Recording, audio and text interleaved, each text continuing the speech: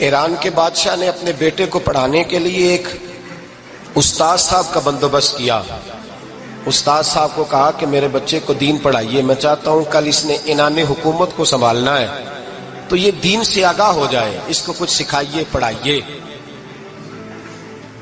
بہت نیک بزرگ بڑے درویش عالم پڑھانے لگے، اسباق مکمل ہو گئے، دین کے اسباق قرآن مجید پڑھایا، احادیث طیبہ کا درس دیا، اصول فقہ سے روشناس کرایا. جب بچے نے مکمل تعلیم حاصل کر لی اور آمین ہو گئی، دستار ہو گئی، فارغ ہو گئے، تو پھر ایک دن استاد صاحب نے کہا بیٹے کل تم نے ضرور آنا ہے، کچھ بات کرنی ہے. شہزادہ گیا ملنے استاد صاحب سے. استاد صاحب نے کنڈی لگا لی، ہاتھ میں درہ پکڑ لیا، مار مار کے پورے وجود کو زخمی کر دیا. کوئی غلطی نہیں، کوئی بات نہیں، مارا. اب بچہ آیا آ کے بادشاہ سلامت سے کہا کہ ابا جی سمجھ نہیں آئی، بڑا مارا ہے استاد. تو سیانے تھے نا بادشاہ، یہاں تو قاری صاحب روز کٹہرے میں کھڑے ہوتے ہیں، مولوی صاحب آپ نے میرے بچے کو کیوں مارا ہے؟ آپ 8,000 کے مولوی ہیں، میرا کئی کروڑ کا بچہ ہے، سویرے بدل لیں گے. خبردار آپ نے بچے کو ہاتھ لگایا، اپنی حیثیت میں رہے معاذ. جو قومیں استادوں کو کٹہروں میں کھڑا کرتی ہیں وہ ترقی نہیں کر پاتی. جو استادوں کو کٹہروں میں روز کھڑا کرتے ہیں. کہا ابا جی بڑا مارا ہے. تو والد بڑے سمجھدار تھے، کہنے لگے بیٹا استاد باپ ہوتا ہے، وہ زیادتی نہیں کرتا، کوئی بات ہوگی میں تیرے استاد کو کٹہرے میں نہیں بلاؤں گا. اماں سے بات کی، اماں کہنے لگی بیٹا میں تیرے باپ سے کیسے بات کروں، ڈر آتا. وقت گزر گیا، 22 سال بیت گئے، 22 سال گزر گئے. بادشاہ کا انتقال ہوا، شہزادہ تخت پہ بیٹھا. پہلا حکم یہ دیا کہ میرے استاد کو بلاؤ. پہلا حکم. استاد جی بوڑھے ہو گئے تھے، چھڑی کے اوپر ٹیک لگا کے آئے اور بھویں سفید ہو کے جھک گئی تھیں. یوں آنکھ کھول کے بڑی مشکل سے دیکھا، کہنے لگے شہزادے حکم ہو. کم میں شہزادہ نہیں، اب میں بادشاہ بن گیا ہوں. استاد جی 22 سال بیت گئے، آپ نے مارا تھا، پر وہ درد چونکہ زیادتی کی تھی، میرا قصور کوئی نہیں تھا، تو نہ میری روح سے درد گیا ہے نہ میرے جسم سے گیا ہے. میں بے اختیار تھا، پوچھ نہیں سکتا تھا، آج با اختیار ہوا ہوں. سب سے پہلے پہلا حکم آپ کو دیا، بلایا ہے، بتائے کیوں مارا تھا، کیوں مجھے مارا تھا، میری زیادتی بتائے. تو استاد بوڑھے استاد کی آنکھیں آنسوؤں سے بھر گئیں. کہنے لگے بیٹے بس آج کے دن کے لیے مارا تھا، یہ جو دن آ گیا نا میری زندگی میں اس لیے مارا تھا، یہ میں چاہتا تھا میری زندگی میں وقت ہے، آج کے بس میری مراد پوری ہو گئی. کہ صاحب کس لیے، مجھے بھی سمجھائے. آپ فرمانے لگے کتنی دیر ہو گئی تجھے مار کھائے ہوئے، کتنا زمانہ بیت گیا. کہنے لگا 22 سال. فرمایا زخم بھولے تو نہیں، درد ختم تو نہیں ہوئی، تمہیں بات 1 منٹ کے لیے بھی تمہارے حافظے سے محو تو نہیں ہوئی. کہ استاد جی روز رات کو یاد آتی، روز خیال آتا تھا. استاد کہنے لگے بھائی تو بے اختیار تھا، پوچھ نہیں سکا، 22 سال تجھے یاد رہا، مجھے پتا تھا تو ایک دن حکمران بنے گا، میں نے تجھے اس لیے مارا تھا کہ بیٹے یاد رکھنا، کسی پہ ظلم نہ کرنا. اگر تجھے 22 سال تک یاد رہا ہے تو جس پر تو ظلم کرے گا اسے بھی قیامت تک یاد رہے گا. اور یہ یاد رکھنا تو آج با اختیار ہوا تو تو نے مجھے بلا لیا ہے، قیامت کے دن غریب با اختیار ہو جائیں گے، مظلوم با اختیار ہو جائیں گے. وہ با اختیار ہوں گے للہ الواحد القہار، رب کریم کی بارگاہ کے اندر ان کا اختیار ہوگا، اکیلے اللہ کی حکمرانی ہوگی. پھر وہ بلائیں گے بڑے بڑے کج کلا، دنیا میں جن کی پگڑیاں اونچی تھی وہ سر جھکائے کھڑے ہوں گے. دنیا میں جو ڈکٹیٹر بنتے تھے ان کی پشتیں لال ہوں گی، ان کو غدار لکھا جائے گا، قیامت تک نہیں بھولے گا. ظلم کرنا تو سوچ سمجھ کے کرنا، اتنا کرنا جتنا تم سہ سکتے ہو، اتنی زیادتی کرنا جتنی قیامت میں تم برداشت کر سکتے ہو. میرے نبی کریم صلی اللہ علیہ وسلم نے فرمایا ظلم سے بچو، یہ قیامت کے اندھیروں میں سے ایک اندھیرا ہوگا. زندگی میں زیادتی نہ کریں. اگر تھوڑی دیر کے لیے کوئی چیز برداشت کر جائیں گے تو وہ فائدہ دے جائے گی، کچھ دیر کے لیے اگر سہ جائیں گے تو نفع مل جائے گا. سہنے کی کوشش کریں لیکن زیادتی نہ کریں. نظر کو، سوچ کو، ذہن کو پاک رکھیں. اور میرے بھائی زندگی پوری ظلم سے بچیں، زیادتی سے بچیں. امیر المومنین حضرت جناب سیدنا عمر فاروق رضی اللہ تعالیٰ عنہ رات گھر میں تھے تو رونے لگے، بڑی دیر تک روتے رہے. والدہ اٹھی تو صاحبزادے سے کہنے لگی پتہ کرو تمہارے باپ کو کیا مسئلہ ہے۔ شہزادے آئے، کہنے لگے امیر المومنین والد گرامی کیا ہوا؟ تو حضرت عمر فاروق کہنے لگے بیٹا اپنی اماں کو بلاؤ۔ والدہ آ گئیں، کیا بات ہے؟ کچھ طبیعت خراب ہے تو حکیم کا بندوبست کیا جائے۔ تو حضرت عمر کہنے لگے کچھ بھی نہیں، آج مسجد سے نکلا ہوں تو نبی پاک کے صحابہ میری تعریفیں کر رہے تھے۔ یہ حضرت فاروق اعظم کے وصال کے قریب کے دن ہے۔ تعریف ایک تو حضرت یہ رونے کی بات ہے کہ خوش ہونے کی؟ آپ فرمانے لگے نہیں، سوچتا ہوں باہر تو میں اچھا رہا ہوں، پتہ نہیں گھر میں ہی کوئی زیادتی نہ ہو گئی ہو، پتہ نہیں تمہارے ساتھ بھی میرے معاملات ٹھیک تھے کہ نہیں، صحابہ تو تعریف کرتے ہیں، رو رہا ہوں تمہاری وجہ سے نہ الجھ جاؤں، بیوی ہی نہ کہے میرا حق ہی ادا نہیں کیا۔ یہ لفظ کہتے کہتے پہاڑ ہے یہ شخص، کیسر و کسرا کانپتے ہیں۔ حضرت عمر رو پڑے، بی بی سے کہنے لگے مجھے اللہ کی رضا کے لیے معاف نہیں کر دیتی؟ میرے اوپر بوجھ تھا امت کا، میں ساری رات مدینے کی گلیوں میں پھرتا تھا، دن سارا مسجد میں گزرتا تھا، میں تجھے وقت نہیں دے پایا، معاف نہیں کر دیتی؟ تو زوجہ کہنے لگی نہیں عمر، میں نے بھی زندگی میں اپنا کوئی سکھ چین نہیں دیکھا، کوئی چاؤ پورا نہیں کیا، میں کیسے معاف کر دوں؟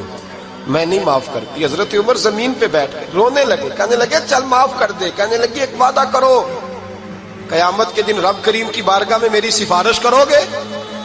اللہ کی بارگاہ میں عرض کرو گے کہ اللہ اچھی تھی، مجھے کپڑے دھو کے دیتی تھی، روٹی پکا کے دیتی تھی، میری عزت کی محافظ تھی؟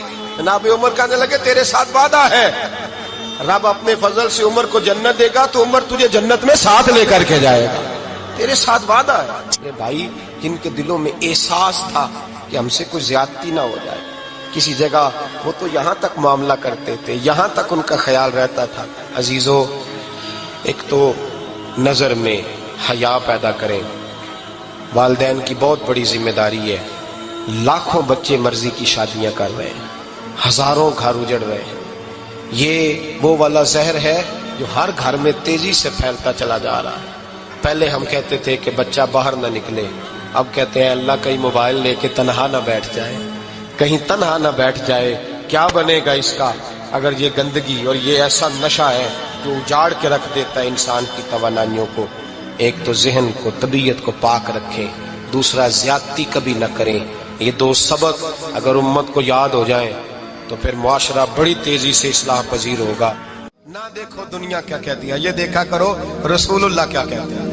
نبی پاک چھوڑ دو ساری دنیا کے دھوکے، سارے فیشن، ساری رسومات، ساری تہمات چھوڑ دو۔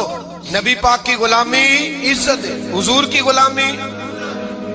یار بندہ بالکل بے عمل ہو نا، بالکل، تو میری طرح داڑھی رکھ کے پگڑی باندھ کے بس میں بھی چڑھ جائے تو کئی لوگ سیٹیں خالی کر دیتے ہیں، کہتے ہیں بزرگوں یہاں آ جائیں، حضرت جی یہاں آ جائیں، تو پھر عزت کس چیز کی ہوئی؟ سنت مصطفیٰ کی ہوئی نا، پھر عزت نبی پاک کی سنت کی ہوئی نا، وقار کی ہوئی نا۔ ایک صاحب، ایک بچے نے داڑھی رکھ لی تو مجھے آ کے کہنے لگے حضرت جی لوگ بڑے بڑے لقب دینے لگے ہیں۔ میں نے کہا کیا؟ کوئی کہتا ہے حضرت صاحب، کوئی کہتا ہے قاری صاحب، کوئی کہتا ہے حافظ صاحب، کوئی کہتا ہے علامہ صاحب۔ تو میں نے کہا تیری موج نہیں بن گئی؟ 4 سالوں میں حفظ ہوتا ہے، تجھے مفت کا لقب مل گیا ہے، درس نظامی 8 سال میں ہوتا ہے، مفت کا علامہ بن گیا ہے، تجھے وقار نہیں دے دیا اللہ تعالیٰ نے؟ عزت، میرے اعلیٰ حضرت فرماتے ہیں عزت صاحب طبقات کہتے ہیں۔ میرے مصطفیٰ کریم سید عالم صلی اللہ علیہ وسلم کے وصال ظاہری کے ایام قریب آئے تو حضور نے سرخ پٹی باندھی، تیز بخار ہے نبی کریم کو، 2 صحابہ سہارا دے کے مسجد میں لائے، نبی پاک علیہ السلام کو بظاہر سہارا دے کے لایا گیا۔ کریم رسول نے لوگوں کو جمع کیا، حضور آج کیا ہونے والا ہے، آج کیا کہا جائے گا، آج کس لیے میٹنگ بلائی ہے؟ نبی کریم کے کل صحابہ جب مسجد میں جمع ہوئے تو کھچا کھچ مسجد بھری ہے۔ وصال ظاہری سے چند یوم پہلے کی بات، نبی پاک نے فرمایا آج تمہیں کوئی جہاد کی ترغیب نہیں دینی، آج کوئی نیا پیغام نہیں دینا، آج تمہیں بتانا ہے کہ رب نے اپنے بندے کو اختیار دیا ہے، چاہے تو دنیا میں رہے، چاہے تو اس کی بارگاہ میں حاضر ہو جائے۔ اس عبد نے بارگاہ ربوبیت کی طرف لوٹنے کا ارادہ کر لیا ہے۔ حضرت صدیق اکبر رونے لگے تو صحابہ نے کہا تمہیں کیا ہوا؟ کہنے لگے سمجھ نہیں رہے، کسی کی بات نہیں کر رہے، نبی پاک تو اپنی بات فرما رہے ہیں، اس نے جانے کا ارادہ کر لیا۔ سنیے میرے بھائی، محبوب پاک نے فرمایا بھائی کسی شخص کو میری طرف سے کوئی تکلیف پہنچی ہو تو بدلہ لے سکتا ہے، بدلہ لے سکتا ہے، کسی کو تکلیف پہنچی ہو۔ صحابہ پھوٹ کے رونے لگے، محبوبہ کرم ہی کرم ہوا ہے، रहमत ही रहमत आई। आपके बारे में गुमान करने वाला भी दायरा ईमान से निकल जाए। हुजूर आप क्या फरमा रहे हैं? फरमाया नहीं भाई उठो। पीछे से जनाब अकाशा बिन मोहसन उठे, हाथ कांपते हैं, आगे बढ़े, कहने लगे या रसूल अल्लाह, एक जंग के मौके पर आपने दुर्रा मारा था, नंगी पीठ पर सफ़ें सीधी कराते, बात दिल में रह गई है, मैंने बदला लेना है। नबी करीम ने फरमाया बिलाल दौड़ के जाओ, फातिमा के घर दुर्रा पड़ा है, दुर्रा लाओ। सैयदना बिलाल हबशी कहते मैं गया, दस्तक दी, सैयदा तैयबा ताहिरा हजरत फातिमा फरमाने लगी बिलाल कैसे आए हो? अम्मा जी वो दुर्रा चाहिए था। सैयदा को तशवीश हुई, कहने लगे बिलाल ना तो जंग पे जाना है, ना जिहाद है, ना कोई ऐसा मौका है, हुजूर की तो तबीयत मुबारक मज़ाहर बड़ी अलील है, दुर्रा क्या करेंगे? हजरत बिलाल अर्ज करने लगे अम्मा जी एक सियाबी बदला लेने लगे हैं, साहिब तबकात ने जुमले लिखे हैं, कहते हैं बीबी साहिबा ने दुर्रा भी दिया और इमाम हसन हुसैन को भी बाहर निकाला।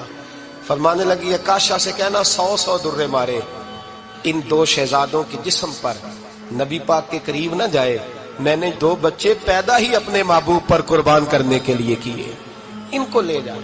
हजरत बिलाल कहते मैं 2 शहजादे लेके आया, और जब दरवाजे में मैं लेके पहुंचा तो नबी पाक ने देखा तो आंखों में आंसू आ गए। फरमाया इनको बिठा दो, मुझे पता है फातिमा ने क्या कह के भेजा है।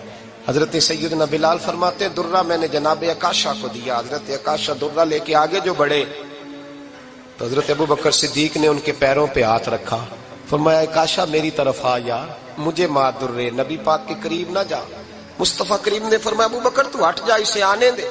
फरमाते मैं चंद कदम आगे गया तो मौला अली शेर खुदा ने मेरे पैर पे हाथ रखा, कहने लगे अकाशा सोच तो सही तू क्या कर रहा है? हुजूर ने फरमाया अली हट जाओ, मेरा और उनका मामला है। जनाब अकाशा आगे बढ़ रहे, नबी करीम ने फरमाया मैं अपनी उम्मत को दर्श देना चाहता हूँ, खबरदार खबरदार जिंदगी में तुम्हारे हाथ से जुबान से किसी को तकलीफ ना पहुंचने पाए, खबरदार। याद रखना वो माशरे बिगड़ जाते हैं, वो माशरे तबाह कर दिए जाते हैं जहां जुल्म होता है, जहां ज्यादती होती है, जहां लोगों को सताया जाता है। महबूब करीम के करीब आए हजरत अकाशा का, हुजूर मेरी पीठ नंगी थी, आप भी जरा कपड़ा हटाइए। नबी करीम ने पीठ से कपड़ा हटाया, जनाब अकाशा ने दुर्रा जो उठाया तो सहाबा की चीखें निकली। हजरत अकाशा ने दुर्रा दूर फेंका, हुजूर के बतने अतहर से लिपट गए, चूमने लगे, कहने लगे हुजूर वो तो सफ़े सीधी कराते लग गया था, आपने कहा मारा था? या रसूल अल्लाह मैं तो बहाना बना रहा था कि जाती दफा मुझे वजूद चूमने का मौका नसीब हो जाए, मुझे ये मौका नसीब हो जाए। मेरे हबीब ने फरमाया जिसने जन्नती देखना हो मेरे अकाशा की जियारत कर ले। हजरत सलमान फारसी गवर्नर थे, खाना खा रहे थे, दस्तरखान बिछा था, रसूल पाक सल्लल्लाहु अलैहि वसल्लम का फरमान है रोटी का लुकमा दस्तरखान पे गिरे उठा के खा लो, अल्लाह तुम्हारी बख्शिश फरमा देगा। दस्तरखान साफ होता है, रोटी, बड़े गवर्नर थे आप, बड़े बड़े सफीर बैठे थे, वजीर बैठे थे, रोटी का लुकमा गिर गया। आज तो लोग फैशन में इज्जत ढूंढते हैं ना, वकार ढूंढते हैं कि मैं जदीद दुनिया के साथ मिल जाऊं, मैं माज अल्लाह लड़की लड़के इकट्ठे बिठा के मंगनी करूं तो मैं मॉडर्न शुमार हो जाऊंगा, मैं बड़े बड़े ढोल बजाऊं तो मॉडर्न बनूंगा, मैं अगर मेहंदी पे सारे तमाशे कर डालूं तो मैं मॉडर्न हूं। देखो इज्जत किस बात में। हजरत सलमान फारसी रोटी खा रहे थे, सफीर वजीर न जाने बड़े बड़े लोग बैठे थे, खाना खाते खाते लुकमा गिरा दस्तरखान पे, हजरत सलमान फारसी ने समेटा, मुंह में रखा, फिर उंगली मार के दस्तरखान साफ किया। एक सहाबी कान में कहने लगे सलमान क्या कर रहे हो, क्या कर, आप गवर्नर है, सोचिए तो सही, ये लोग क्या कहेंगे दुनियादार के मुसलमानों को रोटी नहीं मिलती, उठा उठा के खा रहे। कान में बात की, कान में। हजरत सलमान फारसी कान में जवाब दे सकते थे, कह सकते थे नहीं ऐसे ही करना है, उन्होंने कान में बात की, लेकिन जनाब सलमान फारसी आला ऐलान बोले, कहने लगे इन 4 5 6 दुनियादारों के लिए मैं अपने नबी का तरीका छोड़ दूं, अपने रसूल की सुन्नत छोड़ दूं? ये 4 5 दुनियादार दुनिया की तरफ देख के मैं मुस्तफा से मुंह मोड़ लूं? फिर जोश जज्बात में सर से पगड़ी उतार दी, रोने लगे। आप फरमाने लगे मैं मदीने के बाजारों में खजूरें उतारता था, नौकरियां करता था, ये जो मेरे सर पर इज्जत के बाल है ये मोहम्मद अरबी के उगाए हुए हैं, रसूलुल्लाह के उगाए हुए हैं। और भाइयों हद हो गई। हजरत बिलाल रदी अल्लाह ताला, हजरत बिलाल आए जनाब उमर से मिलने,